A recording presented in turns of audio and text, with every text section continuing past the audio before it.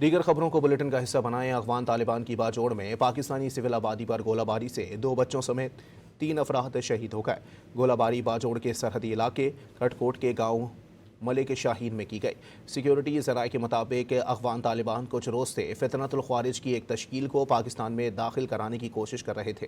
پاک فوج کی بروقت کارروائی کی وجہ سے فتنۃ الخوارج کی در اندازی کی کوشش ناکام بنا دی گئی۔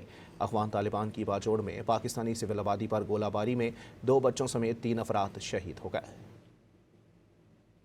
دیگر خبروں کو بلیٹن کا حصہ بنائیں۔ افغان طالبان کی باجوڑ میں پاکستانی سول آبادی پر گولہ باری سے 2 بچوں سمیت 3 افراد شہید ہو گئے۔